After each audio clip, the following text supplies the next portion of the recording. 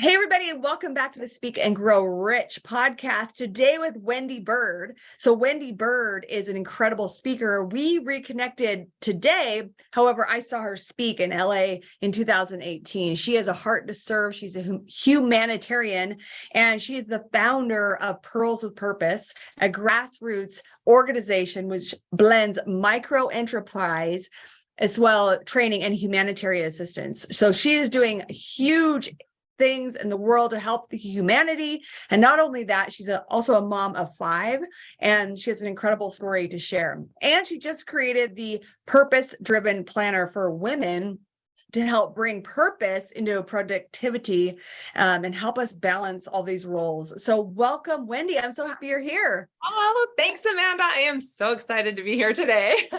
Yeah. So tell me a little bit about why did you start your grassroots foundation? Well, we are 21 years old this year. And let me ask you, have you ever just felt like you lost your identity? I mean, just kind of like you're just going through these motions and everything except yourself.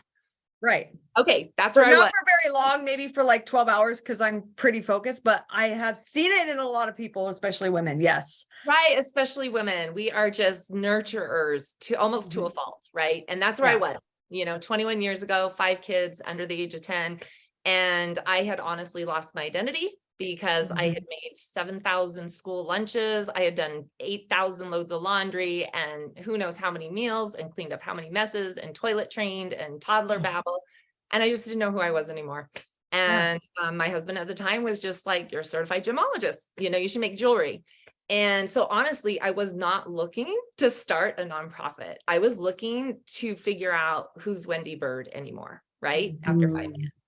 And I sent out, I don't know how old you are, but back in AOL dial-up internet days. So think of that, right? We didn't have internet and technology in our pockets. And so I sent out about 20 random emails that I made up. And it was pearls for sale, pearl jewelry at Edzemail, at Hotmail, at Yahoo, like whatever the email thing was at the time. Got it back probably a half dozen factory responses. But I did get one response from a live person, and she was located in the Philippines. And in the body of her email, she said, if you imported finished pieces from me rather than loose pearls, you would change women's lives in my country. And that just rolled over in my head. I have chills. Right? I was like, wait, how could I change people's lives over there? I live in Utah. How would this work? Right. And so I asked her that. I said, well, I don't have a passport. I don't know where the Philippines is. Like, how would this work? And she said, I'll find the women. You just teach me. And so I just started creating curriculum documents and telling her what American women would want to wear and explaining to her like the difference on grading on the pearls and what to look for, out in the shops. Right. And she literally, like, honestly, if it wasn't for her, right, Pearls with Purpose wouldn't even be in existence. So that's how it started. 4 women. And the first woman she found was located in the squatters areas. Her name was Ami Pensikra, and she was the mom of 2. And when Lanny went out to this squatter's hut and talked with her and met with her and asked her, like, do you want to help, make jewelry for this American woman? She noticed that her 2 kids, as well as Ami, were quite sick. And so she just kept probing and asking more questions. And she said 45 minutes in, Ami confessed and said, my husband left us 4 weeks ago, and I know we're going to starve to death. And so I'm poisoning myself and my children to hurry death along. So that was their option, right? They don't have WIC. They don't have government assistance. They don't have food stamps. And so literally it was, I can watch my kids die, or I can make the death quicker. And that was the choice, right? And so I said, no. So she's like, Wendy, what do I do? I'm like, get him to hospital. One child did die, too much arsenic. But the mom and other child survived. The child that survived has already graduated college because we started there first. So we're now over. And she's married. She has children. Like, you just think of that, somebody lived, right? And then Ami went on to be our, first infamous pearlologist. Amazing. Wow. Oh my gosh, it's so crazy. So you found your identity with Pearls with Purpose. And then what has happened to your organization since you've now grown in several different countries? Yeah. So I haven't done that on my own. I just got to get that out there first. And yeah, I found my identity just by losing myself by serving others. And probably the greatest impact has been associating with like-minded individuals. And so it's Mhm. been through a partnership with Wave of Hope that we got into Thailand, and then a partnership with Rising Star Outreach. We got into India with leprosy afflicted, and then Operation Underground Railroad, doTERRA Healing Hands, like all these amazing organizations were just like, oh, you do business training skills. That's a niche that we're missing. And so rather than Mhm. them recreating this wheel, it was, hey, could you come in and do this? And so we just kind of go in where we fit, and we've trained almost 600 women. We've shipped over 260,000 pounds of hygiene, medical, clothing, food, backpacks into 40 provinces. And we are in 7 countries, and Wow. we have either 2 or 3 co-ops in Philippines, India, Cambodia, Peru, Dominican Republic, and Kenya. So Praise God. You are doing such an amazing work and saving women all around the world. And well, I helping don't other, and then thank them. I just help them tap into their own potential, right? it's Like true. it's But you're giving literally them jobs and you're giving them purpose. And then you're helping Western women have amazing jewelry right. and feel good. It's a full circle. So what has been your favorite story, and what is your identity now? I tell people my identity is pro-humanity and purpose-driven. I don't really, I don't know. I definitely have that compulsion to care and to nurture, but I also know the boundaries and the lines that have to be drawn. Like you cannot Yes. step into a developing country and have an expectation of an American business. You need to Mhm. allow them to step into those growths and those progressions where they are Mhm. learning the skills that their country requires, number one, but also that expectation of what somebody who's going to wear their product is. Um, I, I have witnessed hundreds of transformation of women. I've probably got like 3 or 4 favorite stories. You wrote the book Oh about the yes, purple we have dress. the purple dress, and that's an amazing story that's been part of the keynote circuit. And when COVID hit, I was able to finally write it. So imagine you have children, right? Yeah. And what is one thing that you want your child to really dial in on? Reading. Okay, reading, number one, yeah. But number two, the character trait of other people exist outside of you and they may need help, Yes. right? Like you want them to Yes. care about others. And so Jerica is my youngest, and when she was 6, she was a flower girl in her cousin's wedding, and she of course wore this gorgeous purple dress, which she loved. But what do children do? They grow up. And Right. so she outgrew it, but she didn't want to give it up because it was her favorite. And she's like, oh, Mhm. I love this dress. And so I had her try it on, and 2 buttons were missing in the back and the sash was ripped. And I'm like, Jerica, we can fix the buttons. We can sew it. Like, let's donate this. Oh, mommy, she's crying. She doesn't want to Right. give up this favorite dress, but she does. And that was that. Right. Mhm. And then 2 years passed, and my oldest daughter and I were requested to go into the Philippines. They were filming a documentary on the nonprofit. And as we got off in a village of we got off of an overnight bus in a village we don't work in. It's called Legazpi City. And my oldest daughter was just like, Mom, that's Jerica's dress, because there was a girl running across the road in this dress. And I was like, no, honey, that shipped 2 years ago. There's no way. I have no idea where it went. We have no idea where it landed. It's just a purple dress. No, Mom, that's Jerica's dress. So we do what normal American people do. We chased after the girl. Yeah. Yeah, we're like, hey, wait, come Yeah. here. And we're like, hey, what's your name? Grace Caballero. Oh, where do you live? Oh, I live in the jungle 2 kilometers away. Well, where'd you get such a beautiful dress? And beaming, this little girl says, oh, 2 years ago, an angel from America shipped boxes to my village. My family was chosen to receive items. I'd never had a dress to wear. I was 12 years old and I'd always wanted one. And I got this beautiful purple dress, and she spins around. And as she spins, we see the 2 missing buttons we'd sewn on and the sewn sash. And we're just bawling, and my daughter's taking pictures. Oh. We're just like, holy cow, this is Jerica's dress. So we got to go out to the jungle. We got to meet her family, her 9 younger siblings. She Oof. takes off the dress. She hangs it on this straw thatched, squatter's hut, the dirt floor. And she shimmies up a coconut tree, machetes down a coconut, and she comes down and she just offers us, Oh, are you thirsty? And I'm just like, you watch that, right? But it didn't end there, because then during COVID, we had the opportunity, to write it. And this book is amazing because guess where it was illustrated? in Cambodia. 2 girls in the Philippines.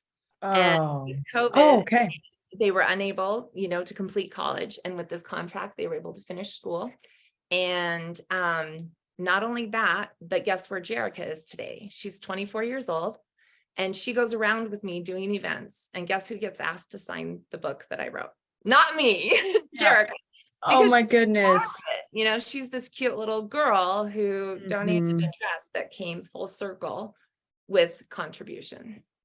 Well, how can other people listening get involved in your nonprofit? Because we all have tons of things to share, and how can we support you?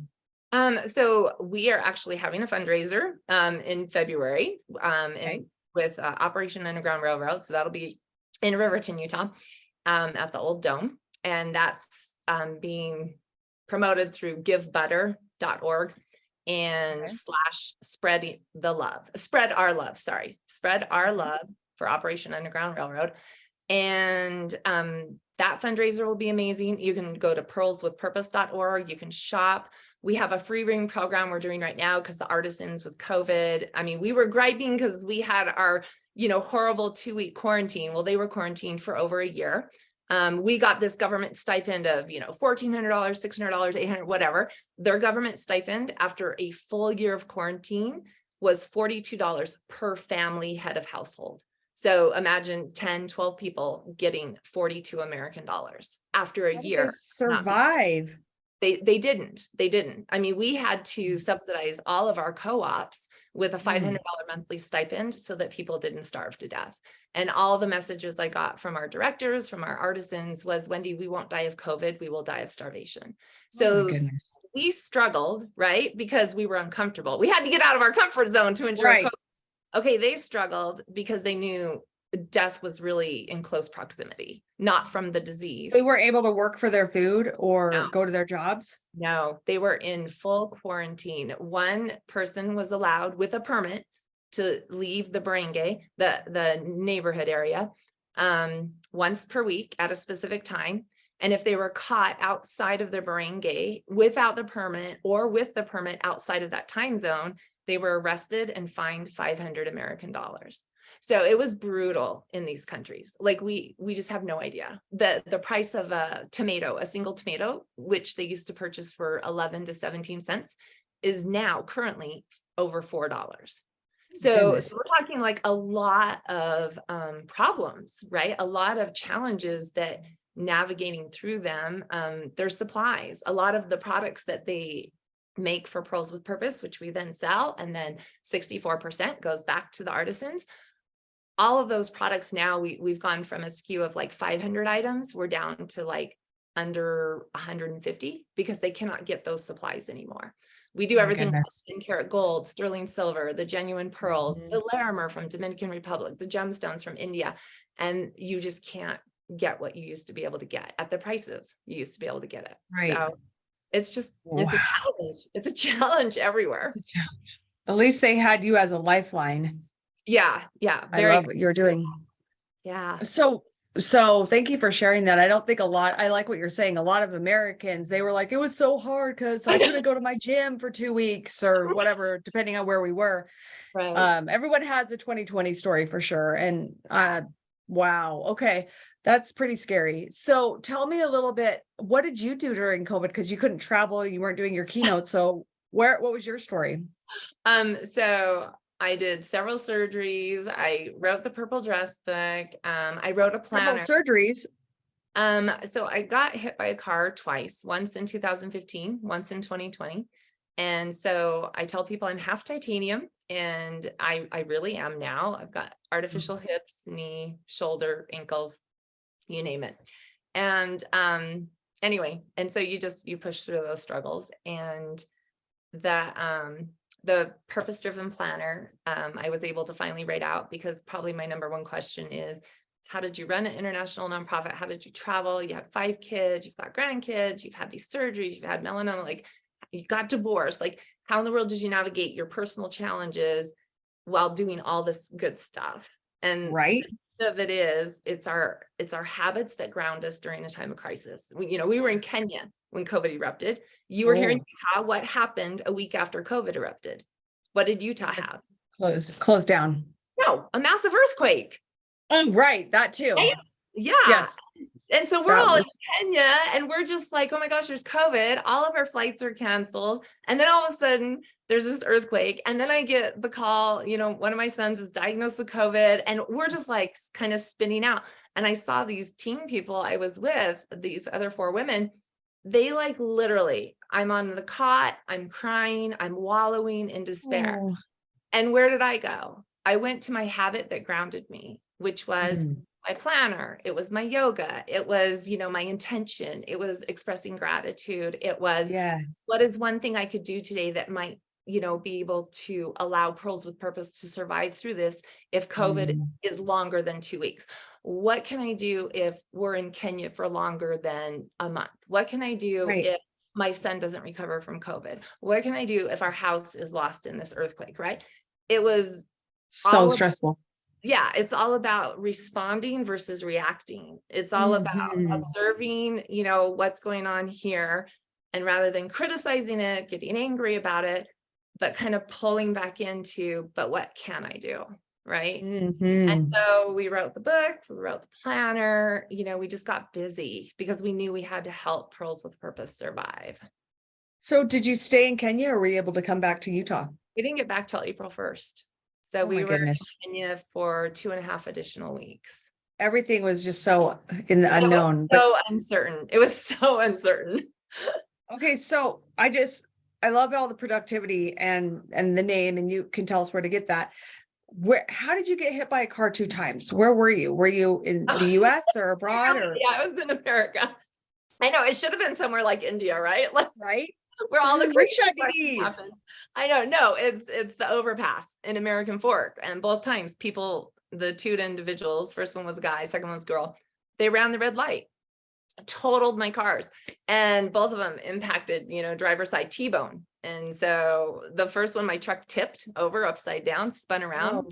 360. Like it was not good. And it did. So I have artificial discs in my lumbar spine and from my C4 to 7. And yeah, just a lot of challenge there with the surgery and the physical therapy afterwards. And just the literal truth is I've had 9 years of full-time physical therapy, just regaining my Yeah, body. And it's tough. It's so tough. Do you ride a bike? Do you do I bike did. ride? Okay. So Yeah. I'm an avid cyclist, love riding a bike. And Mhm. I participate in a thing called Lotaja. Are you familiar with Oh that? yeah. Yep. Okay. 206 miles one day, Right. Logan, From Jackson. Logan, Utah to Jackson Hole, Wyoming. Okay. Okay. So I got hit in 15 Oh, right before Lotaja, and it's lottery style. They get 20,000 applications and they only take 2,000 people. And I was like, I got to do Lotaja. Like, I just got hit by a car. I got to get my hips replaced. I got to do this, and I honestly downward spiraled because oh, I didn't even know how to like pull my mindset from this has happened to me and it's ruined my life to what am I going to do? Right. So I've definitely been in incredible. a place of how do I pull up? How do I spiral up instead of spiral down? And Yes. I had a friend say, Wendy, I know your solution. And I was like, oh my gosh, he's got the answer. He's going to tell me. And he said, go buy a new bike. I was like, what? What? New bikes are like 3 to 8 grand, right? I said, Right. no, I'm not going to buy a new bike. He goes, no, seriously, go buy a new bike, put it at the foot of your bed after your hip surgery every day for those 12 weeks. When you get up in the morning, the first thing you say is, I'm going to ride this bike in 12 weeks, 10 weeks, 6 weeks, 4 weeks, 3 days, 2 days, day of October 21st, inch of snow on the ground. I got out and rode my bike and something snapped for me. My core congruity, everything went back in alignment. And I knew from that moment on, I could overcome anything because I knew what I said and what I spoke was actually going to come to fruition. Like I was going to be in alignment with my core belief system from that point forward. And it just changed my life in 2015. And I'm a certified high performance coach. So I know these tools, right? But I just it was my 36th surgery. And I was like, I cannot do another surgery. Okay, well, guess what? I've had almost 20 more since then. And every time it's like, okay, Wendy, you know what to do. You're going to put your goals down. You're going to get your hiking pole and stick it at the foot of your bed. Like you're going to get through this, because we will get through, because tough things don't last, but tough people do. And so we just get through. Tough things don't last, but tough people do. Amen. Right? Incredible. Mentally, your fortitude and strength, and then that pillar of strength you've been for countless women around the world. Well, you're amazing. You are really, truly amazing. When you like slide into heaven at the end of your life, God's going to be like, well done, good and faithful servant. At least I think. I mean, I'm impressed. Oh, yeah. Thank you. I mean, thank you for sharing. So how can we support you? I know you shared Pearls with Purpose, and I know that you have a free gift that you're going to share with people. And then how can we buy this planner? Because that planner sounds like it grounds everyone in their vision and their habits and their day. And if you can overcome this, and this is the tool that you used, I know many people will want that. So tell us about that. So the planner is just located at coachwendybird.com or pearlswithpurpose.org. You can get it either site. And I think it's $39. There's 5 different cover options. And so if you're blonde, redhead, brunette, gray haired, or if you just want the mandala. The great thing about the planner, if you set your life with intention, right? So I wrote all my intentional words on the front of the planner. These are the ones that I lived by, focused, connection, fearless enough, honest, beautiful, whatever. But we gave you a clean back cover so that you can got it. Words on the mandala, right? Now, is it a year-long planner? It's quarterly. It's going to be like that thick. If we did the year, we did print a year, and it was like nobody would lug that around. It's too much, because it's questions. So it's based off of Harvard studies on the keys to having greater sustained levels of energy, purpose, joy, productivity. And so there's specific questions. There's 7 in the morning, 6 in the evening. There's a quadrant across the top where you just list 4 things. So if the questions are overwhelming to you and you're like, I don't want to answer 13 questions every day, great. And in full, disclosure and transparency, it took me 6 weeks to adapt in.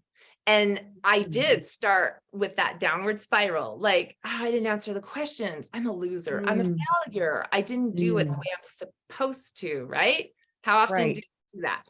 And what I found was, if I just stuck with it, and every day I did, a little bit better than the day before. But there are 4 quadrant areas, 4 key areas within the planner. So even if you do one of those 4 areas, you will start a rewiring process of your brain neurons, so that within 30 days, you are spiraling up rather than down. And so it's so great. Yeah, it's a really great tool for individuals to use, as long as they don't beat themselves up. And we say that in the introduction. We're like, go easy on yourself, take it one day at a time. Like, don't feel like I have to do every single page perfectly. So it's the A-type people. Right.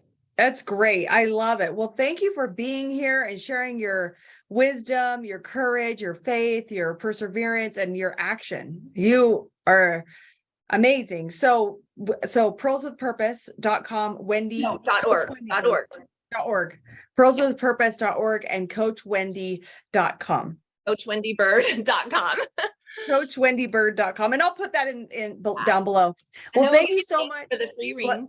For your audience. We'll give you the link for the free pearl ring. It's a genuine pearl ring. It's made in the Philippines, and it's in with 10 karat gold or stainless steel, and it's amazingly wire wrapped. It's a beautiful thing, and so we'll give you that link.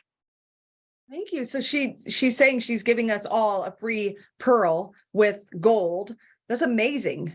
Yeah, it's a thank you for your generosity. Absolutely. Well, our focus is product movement. So whatever we can do to help these artisans, to be just continuously learning, it's long-term self-reliance and their own personal dignity. And they can't create that if nobody's buying their stuff. So let me ask you, what's your vision? You've done all this in the last 20 years. What's your vision for the next 20 years? Well, we were supposed to go from Kenya to Ghana to Guatemala to Nepal. And obviously that was cut short. So we are now just planning our trips back into Kenya, India, and then Ghana. And then we're hoping to hit into Guatemala. I mean, I would love to see women who are survivors of sex trafficking, women with domestic abuse, women with men who leave them, like whatever the situation is. I would love to see all these women have this opportunity. Let me tell you this really fast. So I went to the Philippines in 17, it was either 17 or 18. It was right before COVID. And so at that point, we were 17, 18 years, right? Post beginning this organization.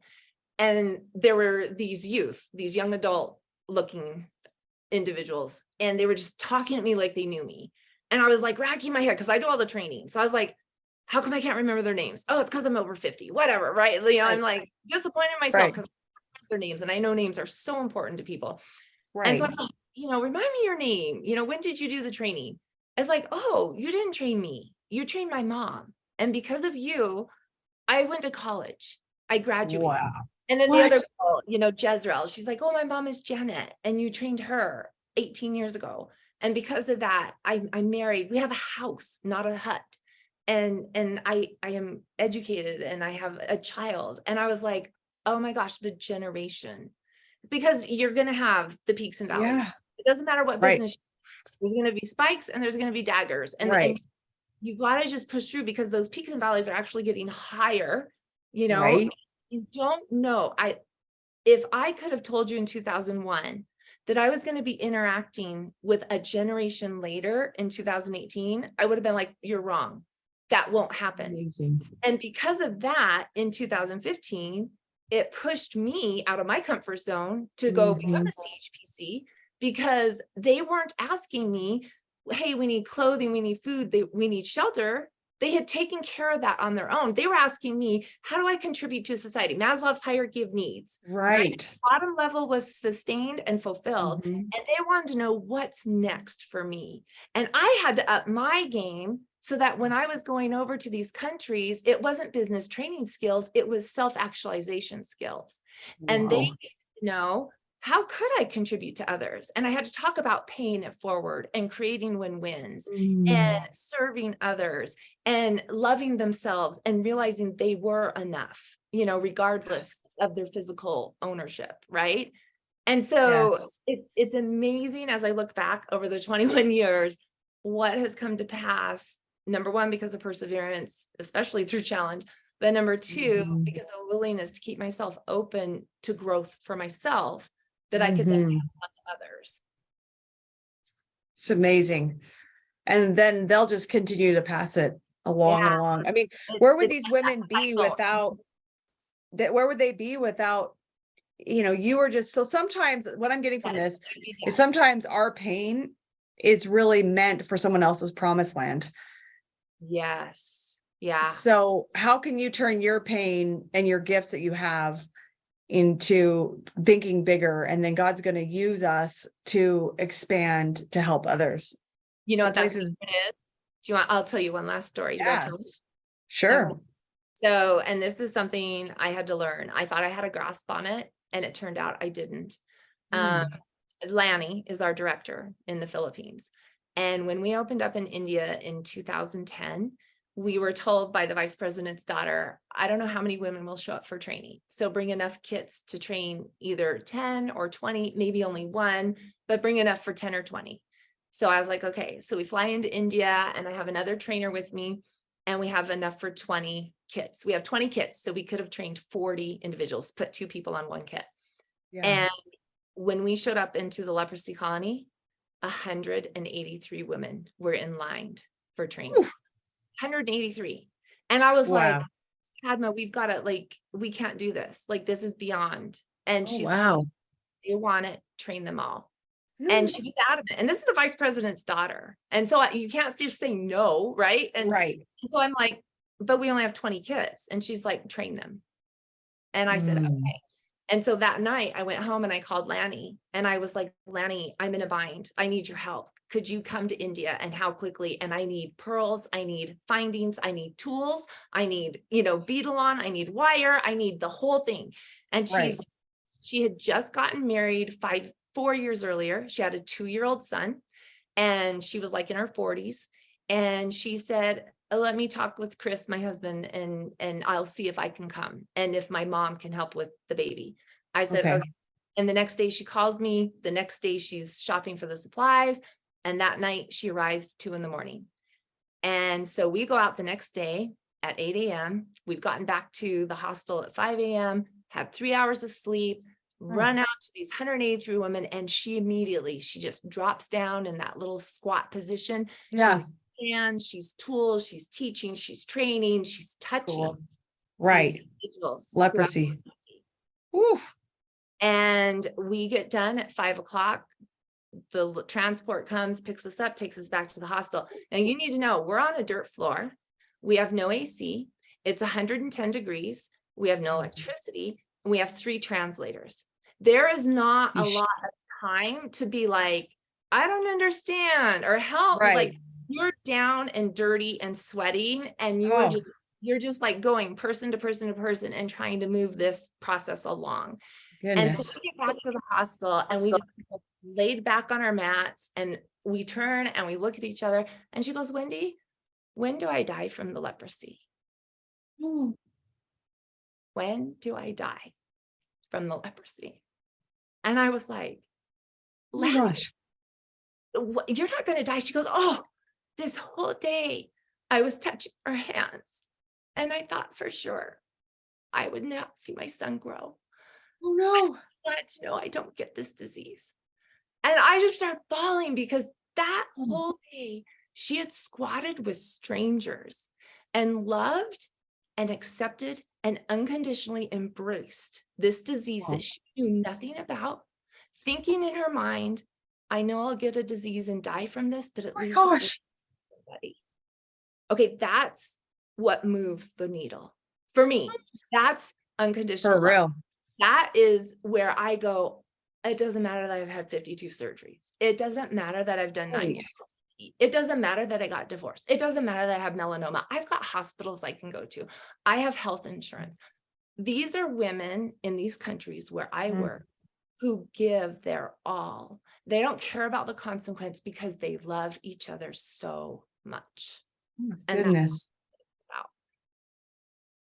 Wow. Thank you for sharing that.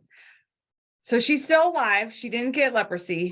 No, it's a genetically thing. You got to be genetically predispositioned. She never would have gotten it, but she didn't know that.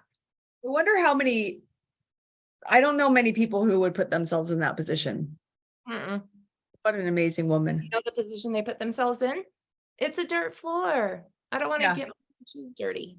That's and air conditioning. And we're not judging or shaming. We're just saying, like, it just puts things into perspective. I went to India when I was in my 20s. And I remember thinking every American needs to come to India and see. And I went to Nepal and just see how the rest of the world lives. It's 2/3 of the world's population will never know what we in America know. They will never. 2/3 of the world. That's right.